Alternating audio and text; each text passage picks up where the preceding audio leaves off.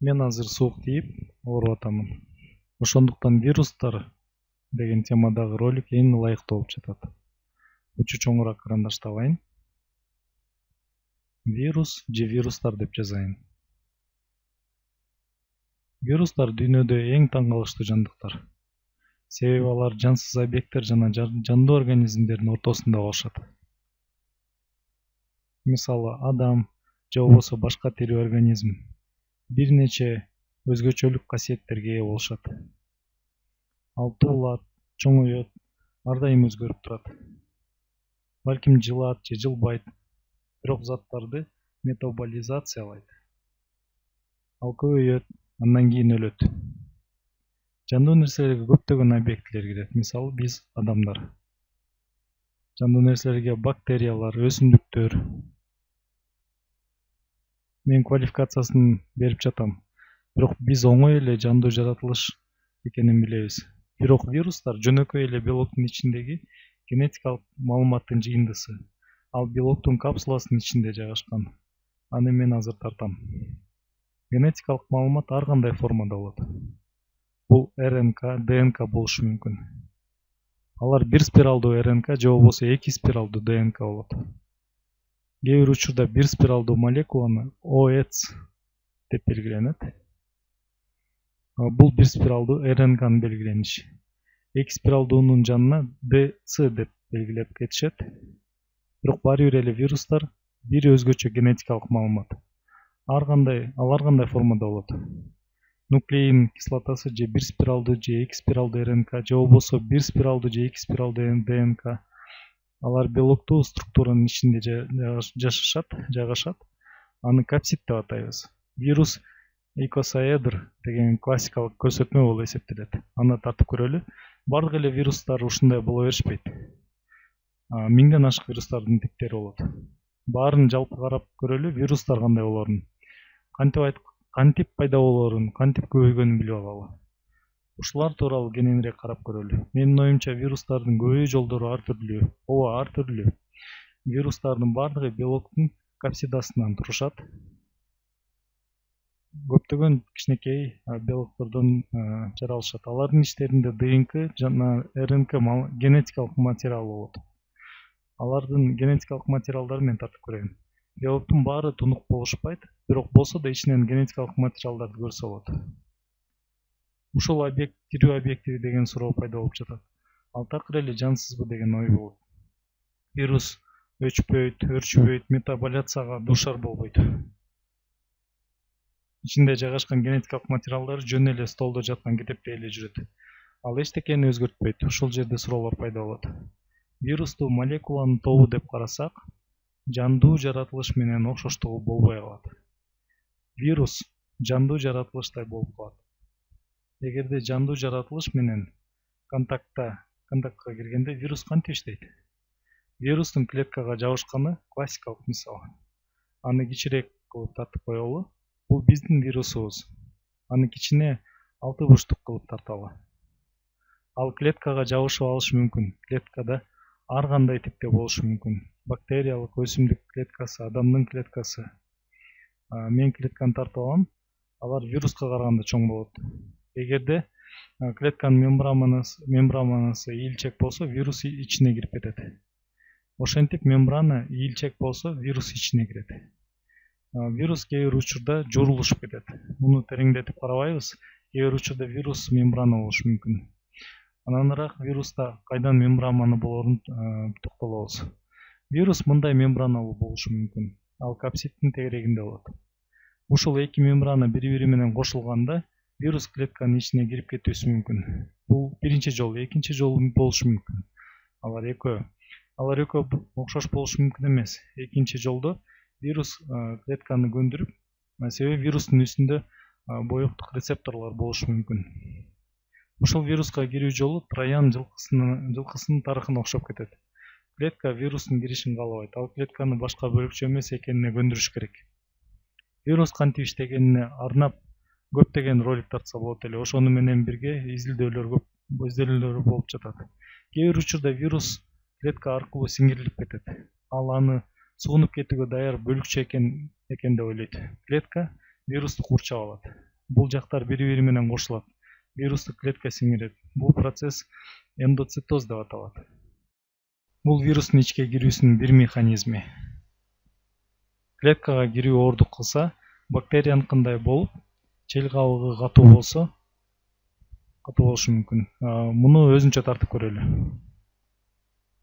Бул бактерия катуу мембраналуу дейли. Вирустар клеткага кире албайт, алар сыртында жайгашкан дейли. Мен чел кабыкты тарткан жокмун, алар генетикалык материалын ичине киргизишет. Вирустун клеткага киришинин бир нече жолдору бар. Бизге башка кызык болуп турат, клеткага кандай кирет. Ал киргенден кийин клетканын ичине генетикалык материалынан бошонот. Ошентип ал ичине жайгашып алат. Эгерде генетикалык материал РНК түрүндө болсо, вирустун жаратылышта жүрүшүнүн көптөгөн ыкмалары болот. Көптөгөн түрлөрү дагы эле изилдене элек. Бирок вирустардын жашоосунун варианттары көп санда. Эгер РНК болсо, дароо эле колдонула баштайт. Бул клетканын ядросу дейли. Ошол ядронун ичинде ДНК бар дейли. Көбүнчө ДНК РНКга транскрибирленет. Нормада иштеген клеткада РНК ядродон чыгып, рибосома таратпай жылат жана ТРНК менен чогуу иштей баштайт. Белокторду жасайт. РНК ар түрдүү белокторду колдойт. Мен ушул тууралуу башка роликте айткам. Клетканын ар кандай структураларын пайда кылган белоктор синтезделет. А вирус болсо эмне кылат? Вирус бардык процесстерди башкарат. Бул РНК жылып, клетканын өзүнүн РНКсынын кызматын аткара баштайт. Ал вирустун биологун колдой баштайт. Код жаза баштайт экен, код топоштойт. Белоктун коду албетте айырмаланат. Мында эмне байкалат? Алгачкы белоктор клетканын ДНК жана РНКсын талкалашат. Кээ бирөөлөр вирустун таасирине каршылык кылышат. Ал вирустун биологун коддой баштайт. Ошентип, белоктор вирустун чел кабыгын курушат. Ал белоктор вирустун көптөгөн чел кабыктарын курушат. Бир эле мезгилде ушул РНК реплицирленет, ал клетканын өздүк механизмин колдонот. Эгерде РНК өзүнүн гана механизмин колдосо, ал өзүнүн гана чел кабыгында жайгашмак. Клетканын ичине киргенде андан жакшы жөндөм пайда болот. Клетканын өздүк репликациясынын механизмин колдонуп, өзүнүн биохимиялык деңгээлинде иштеши аябай кызыктырат. РНК молекулалар кайра капсидте болушат. Вирус бардык ишин аткаргандан кийин жана клетканын ресурстары бүткөндө, жаңы вирустар клетканын механизми менен жаралгандар клеткадан чыгуу жолдорун издей башташат. Ошентип, алардын баардык клеткадан чыгып кетүүнүн жолдорун издей башташат. Анан баары өз алдынча дагы вирустар болуп эсептелет.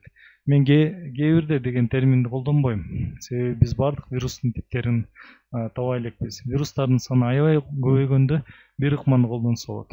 Жаңы типтеги өзгөчө белокторду башкача айтканда, алардын боштондукка чыгаруу. Себеби вирустар өзүнүн белокторун синтездешпейт. Бул клетканын өзүн өзү өлтүрүү же мембрананын эрип кетүүсү. Демек, мембрана эрип кетет же болбосо клетканын лизиси деп атайбыз. Лизис деген клетканын мембранасынын жоголуп кетүүсү. Ошондо бардык вирустар сыртка чыгып, клетка лизистеленет. Мен мурда айтып кеткендей, кээ бир вирустардын мембраналары болот. Алар эки катмардуу липиддик мембрана эмне болуп пайда болот? Кээ бирлери минтип жан сакташат. Репликациядан кийин клетканын ичинде жүрө беришет. Ошондуктан лизиске учура албай эле. Мен айткандын баары эле вирустардын спецификалык иштеши. Баарынан кызыктуусу ар бир вирустун типтеринде өзүнүн варианттарынын репликациясынын комбинациясы болот. Белоктордун коддолушу жана клеткадан чыгып кетүүсү кээ бирлери топтошуп алышат. Ошол болуп жатканда алар клетканын челине же мембранасына басым жасашат. Тактап айтканда, клетканын сырткы катмарында басым жасаганда алар мембрананын бөлүктөрүн алып кетишет. Ушинтип, бардык вирустар сыртка чыкканга чейин эле жан мембрананын бөлүктөрүн өзү менен кеткенге чейин. Элестетип көргүлөчү, кандай артыкчылыкка алар ээ болушат. Себеби алар мембранага ээ болгондо алар клеткага окшош болуп калышат. Эми болсо ошол жол менен башка клетканы бузушат. Алар эми бөтөн бөлүкчөлөрдөн болушпайт. Бул эң ыңгайлуу ыкма, себеби алар такыр башкача болушат. Коркунучтуу тема, туурабы? Организмдин ДНКсын контролдоо жана башка коркунучтар. Керек болсо вирустар организмдин ДНКсын бузуп коюшат. Азыр ылайыктуу мисал болуп ВИЧ вирусу болуп саналат. Демек, адамдын иммуно жетишпестиги ал ретровирустардын тукумуна кирет. Кантип иштей алат? Кандай иштегенге ылайыкташкан? ВИЧтин РНКсы бар. Ал клетканын ичине киргенде, ал клетканын ичине кирди дейли. Вирус клетканын ичинде. Ал белокту ала келет. Ар дайым суроо пайда болот. Белокту ал кандай алат? Ал кайдан алат?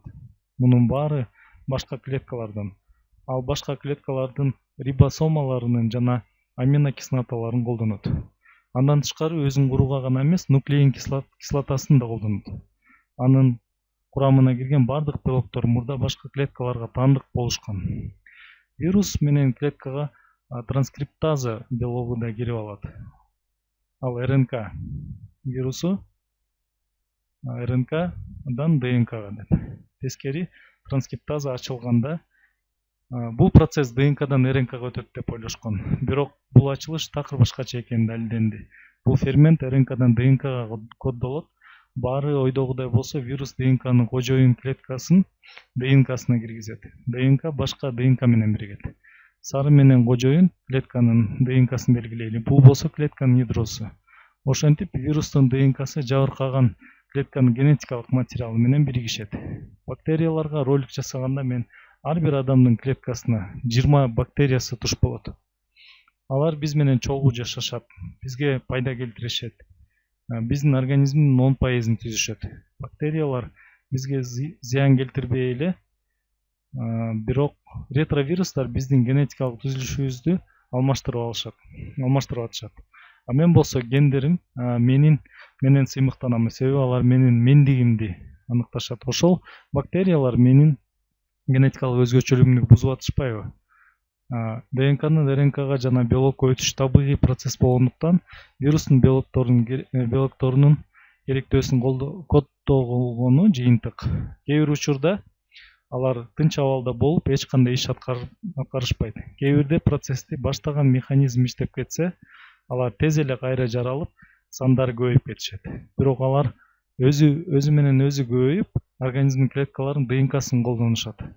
Алар организмдин бөлүгү болушат. Менин оюмча, клетканын ДНКсына кирип алуу организмге эң жакын болгондун эң ыңгайлуу ыкмасы болуш керек. Коркуп баштадыңарбы? Демек, вирус организмдин ДНКсы болуп, бөлүгү болуп саналат экен да. Мындай вирус провирус, провирус деп аталат экен. Аны биз жазып коелу. Ал организмдин ДНКсын бөлүгү болуп саналат. Балким бул аябай коркунучтуу эместир. Мурундун жана колдун клеткаларын вирус жабыркатат дейли. Митоздон кийин бардык бала клеткалар генетикалык жактан ДНКсы бузулган клеткаларга окшош болушат. Балким бул жакшы нерсе, менин балдарымда ал вирустар болбойт. Менин түрүм окшош болушпай калат да. Бирок вирус соматикалык клеткаларды гана жабыркатпайт. Ал жыныс клеткаларын да жабыркатышы мүмкүн. Жыныс клеткалар гаметаларды пайда кылышат. Эркектерде сперматозоид, аялдарда жумуртка клеткаларын. Элестеткиле, жыныс клеткалар жабыркагандан кийин вирус жыныс клеткаларынын ДНКсынын бөлүгү болгондон кийин ошол вирусталган ДНК менин кызыма же балама берилиши мүмкүн. Алар болсо ал өздөрүнүн балдарына. Бул абдан коркунучтуу. Окумуштуулардын ою боюнча адамдын геному 5-8%га чейин. Бул боюнча адам ойлонуш керек. Биз адам урусу катары кандай экенибизди билебиз. Мен бактериялар тууралуу айтканда, алар биздин жаныбызда жүргөнүн белгилейм. Мен буга тиешелүү маалыматтарды тапкам. Бир жерде 8%, бир жерде 5%. Булардын баары болжолдоп айтылган маалыматтар ДНКга таянып жана башка организмдерге ДНКсынын окшоштугуна карата болот. Ушул баалоо боюнча геномдун 5-8%ы байыркы ретровирустан пайда болушкан. Алар адамдын жыныс клеткасына, ДНКсына кирип алышкан. Аларды эндогендик вирустар дейбиз. Эндогендик вирустар. Бул менин элестетүүмдү калтырат. Себеби алар жөн эле биздин жаныбызда жүрбөстөн алар бизге пайдалуу же болбосо зыяндуу. Ошентип биздин 5-8% ДНКбыз вирустан пайда болгон.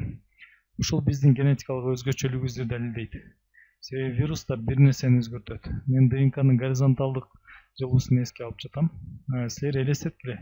Вирус кантип бир түрдөн экинчи түргө, А түрүнөн Б түрүнө кантип өтүп жатканын. Эгерде вирус мутацияланып башка клеткалардын ичине кирсе, ал ДНКнын бир бөлүгүн өзү менен алып кете алса, кээ бирде башка вирустун коддолгон убагында мына бул провирус көк түс менен тартылганы бул вирустун өзү. Сары менен ДНКнын тарыхый жагы белгиленген. Коддолуу болуп жатканда организмдин ДНКсынын бир жагын кошо алып кетиши мүмкүн. Балким мунун ири бөлүгү вирустун ДНКсы болушу керек. Вирус транскрипция же трансляцияны жүргүзүп атканда ал чоң эмес бөлүгүн алып калышы мүмкүн. Же болсо трансляцияны же реплицация болуп жатканда ал мурунку организмдин ДНКсынын бир аз бөлүгүн алып калышы мүмкүн. Ал ДНКнын бир бөлүгүн кесип алып келиши мүмкүн. Бир организмден экинчи организмге, бир өкүлдөн экинчисине алып келиши мүмкүн. Тагыраак айтканда, ДНКлар түрлөр арасында жылып жүрүшү мүмкүн. Биз ушунун баарына таң калып, алар кандай байланышта болгонун байкайбыз. Биз ойлойбуз, ар бир түр өзү менен өзү болуп өзгөрө берет деп. Анан популяциясынын ичиндеги генетикалык ар түрдүүлүктү баалап жүрөбүз. Бирок вирустар горизонталдык жылышты трансдукция аркылуу жасашат. Трансдукция аркылуу, горизонталдык трансдукция деген эмне? Вирус реплицирленгенде алар организмдин кичине бөлүгүн алат да метеленип башка организмдин ДНКсына киргизип коюшу мүмкүн. Ушул ДНК организмдин ичинде саякаттап жүргөнү ушинтип ДНКсы бар жашоонун формаларын унификация жүргүзүп турат. Башкача айтканда, бардык планетада жашаган организмдерде. Эгерде ушундай жагымсыз маалымат аз десеңер, мен аны аягында айтам. Вирустардын ар түрдүү класстары бар. Силерге тааныштырып кетейин бир нече терминология менен. Эгерде вирус бактериянын атак алса, бул нерсе бат-бат кездешет жана изилденип жатат. Себеби вирустар антибиотиктердин ордуна колдонушу мүмкүн. Себеби бактерияларды жоготушат. Бирок кезде бактерия вируска караганда коркунучтуу болушу мүмкүн. Бул вирус бактериофаг деп аталат. Мен силерге алар кантип ДНКсынын ичине киргизгенин айтып берем. Бактериялардын чейли катуу болгондуктан алар ДНКсын бактериянын ичине жөн эле киргизип коюшат. Биз ДНК тууралуу айтсак, провирусту эстейли, вирустун лизис жасаганын литикалык цикл деп атайбыз. Бул терминологияны билишибиз керек. Биологиядан ушул тема боюнча экзамен берем десеңер. Вирус ДНКсынын ичине кирип алып, тынч абалда болгонун ээсинин организмдин ДНКсына кирсе, анан бир нече убакыттан тынч болгонун лизогендик цикл деп атайбыз. Провирустар лизогендик циклдын кариотоддо, башкача айтканда, ядролук мембранасы бар организмдерде. Лизогендик цикл тууралуу айтканда, вирустук ДНКны эске алабыз. Же болбосо бактериофагдын ДНКсын алып тынч абалда болгондо. Силер жакшы түшүнгөндө, мен силерге бул жерде көрсөтөмүн. Википедияда мен эмнени таптым. Ал жерден 2 сүрөттү таптым. Анын бирөө башкаруу жана оорулардын профилактикасы борборунан алынган. Ушул чоң объекттин майда жашыл точкалар менен белгиленген. Ал кандын ак клеткалары. Андан тышкары адамдын иммундук системасынын бөлүгү болот. Демек, бул кандын ак клеткалар болуп саналышат. Ал мындай болот. Кандын ак клеткалары тамчы түрүндөгү сыртынан чыгып аткандар кандын ак клеткалары. Бул ВИЧ бирдеги вирустар. Силер терминологиядан билесиңер. ВИЧ бул вирус. Ал кандын ак клеткаларын жабыркатат. Ошентип, адамдын иммунно жетишпестик вирусу бул вирус. Кандын ак клеткаларын жабыркатат. СПИД бул синдром, бул иммундук системанын синдрому. Бир белгилүү даражага чейин алсыз болуп калгандыгы. ВИЧ вирусун кесепетинен болот. Андан кийин адамдын организми инфекциялардан жабыркайт. Эгерде адамдын организми күчтүү болсо, ал жабыркабайт. Бул коркунучтуу вирустар чоң клетканын ичине кирип алып, анын механизмин колдонуп өзүнүн ДНКсын курушат. Же РНК жана белоктун капсидин. Анан клеткадан бүчүрлөнүшүп, мембрананын бир аз бөлүгү өзү менен алып келишет. Алар өзүнүн ДНКсынын бөлүктөрүнүн клеткасы ДНКсына калтырышы мүмкүн. Алар клетканы өзгөртүшөт да, бул башка коркунучтуу көрүнүш. Бул бактериофактор. Мен жазып коеюн. Бул бактерия, бул клетканын чели, ал катуу. Ал аябай катуу болгондуктан ичине кириш аябай оор. Же болбосо ушул клетканын мембранасы менен жуурулуп кетишине, ошондуктан бактериянын сыртынан вирустар салаңдап турушат. Генетикалык материалды бактериянын ичине киргизишет. Алардын көлөмүнө көңүл бургулачы, бул клетка ал планетадай болуп көрүнөт. Же болбосо бул бактерия, вирустар андан кичине болуп турушат. Фотоэсеп менен 1/1000. Вирустар болсо клеткадан 100/1 кичине болот. Аларды фильтрлөө аябай оор. Аларды ичинен киргизбөө үчүн, себеби алар майда бөлүктөр. Эгерде силер ойлосоңор, ВИЧке гана тиешелүү деп, ушул экзотикалык нерсе, андан тышкары эболага, пневмонияга деп силер туура айтасыңар. Бирок баарынан окшош өзгөчөлүктөрү бар. Мен силерге айткам роликтин башында, мага суук тийди деп. Демек, бул бир вирус менин мурдумдун кандарын жабыркатып койгон. Ал болсо мурундан суу агызып жана башка симптомду көрсөтүп атат. Вирустар кызамык оорусун чакырат. Вирус герпес оорусун чакырат да, алар биздин жаныбызда. Мен силерге кепилдик берем, силердин жаныңарда вирустар бар деп. Философиялык суроолор жаралат. Мен вирустар жандуубу деп теманы баштагам. Силерге мен көрсөткөндө жөнөкөй эле белок деп ойлодуңар. Ичинде нуклеин кислотасынын молекуласы бар деп. Вирус жандуу жаратылыштай болуп, тиричилик курбайт. Мен үчүн жашоонун формасы бул болуп деле эсептебейм. Ал жылбайт, метаболизмге да дуушар болот, ал тамактанбайт, көбөйбөйт. Бир мезгилде клетканы көбөйүүгө колдоно баштайт. Бул фраза бизнес терминологиядан. Ага кайра жаралууга өзүнүн ресурстары деле кереги жок. Ал башканыкын колдонот. Аны жашоонун акылдуу формасы деп айткым келет. Себеби өзүнө кам көрбөйт. Башка организмдердей болуп. Биз жашоо деген эмне? Биз кимбиз деген суроолорго ойлоно баштайбыз. Биз ДНКны алып жүрүүчүбүзбү, же болбосо татаал башка организмдерге ташып жүрөбүзбү? Вирустук инфекциялар ДНК, РНКнын ар кайсы формаларынын таймашыбы жана башка проблемалар. Мен философияга бардык учурларда кызыгып кете бербейм. Силер вирустар боюнча көп нерсени билдиңер. Алар биздин планетанын псевдоорганизмдери. Мен силерге кызык болот деп ишенем.